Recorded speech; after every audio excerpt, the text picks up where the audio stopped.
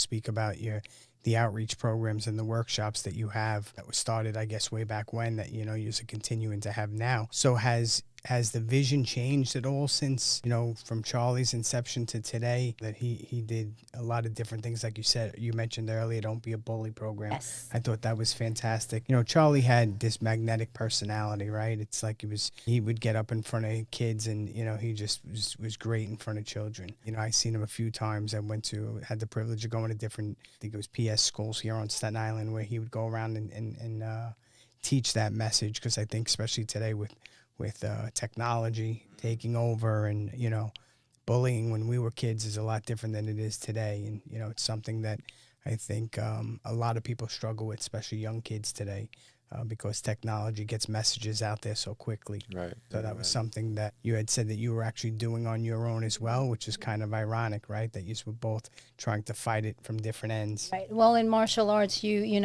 teach. It's martial arts. It's all about discipline and teaching, especially kids, how to believe in themselves, self-esteem, building up their self-esteem.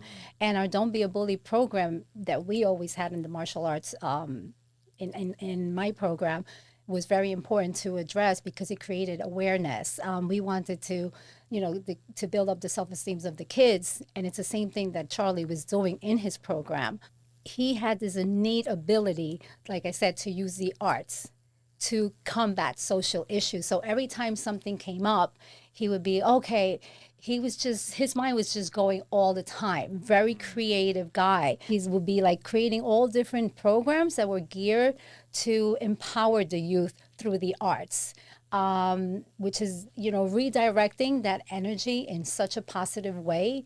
And I believe art to be the best form of free expression, and Absolutely. that's what he was doing. Because sometimes you could have, in a team, and sometimes you work, it's some kids are great athletically, and those are the ones that are going to shine, but not every kid is athletically inclined, and they're not, they may not be as flexible or this and that. But in the arts, there's always something that they could feel good that they could accomplish, whether it's their own style, because there's so many different styles, whether it's in dance, whether it's in the art form, the same thing in the production industry. They may not be good at rapping, but they may be good at, poetry, Right. songwriting. Absolutely. So there's always something that they will feel good about themselves. Some form of communication where they can Absolutely. apply their skills. Right. And I think social media today amplifies that, right? It's where you can get your message out there so quickly.